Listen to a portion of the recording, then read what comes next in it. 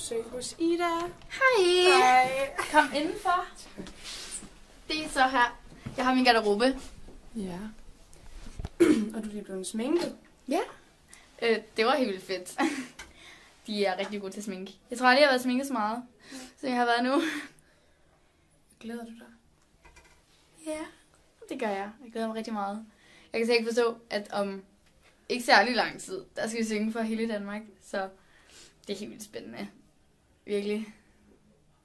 Hvad synes du om stemningen her? Lige nu der er det bare helt vildt hyggeligt. Altså folk de går sådan lidt og de skal styles og gøres klar og sådan noget, til vi skal lave de her packshots. Så ja, det er jo bare stille og roligt. Ja. Hvis du tænker over, at det er om 2 måneder, så kan du ikke gå i Netto uden at vente hovedet af. Ej, det vil jeg slet ikke tænke på sådan lige nu. Altså, jeg kan slet ikke forestille mig, hvordan det er, hvordan det bliver og sådan noget. Så jeg tager bare lige, som det kommer og tager et skridt ad gangen og lige ser, hvordan det hele bliver.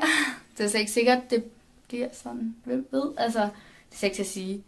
Lige nu der er det bare uvirkeligt, så jeg tager det bare, som det kommer. Hvad med efter? Jeg ved det ikke. Altså, jeg kan slet ikke tænke så langt lige nu. Lige nu der kan jeg egentlig kun lige tænke på det live show, som kommer.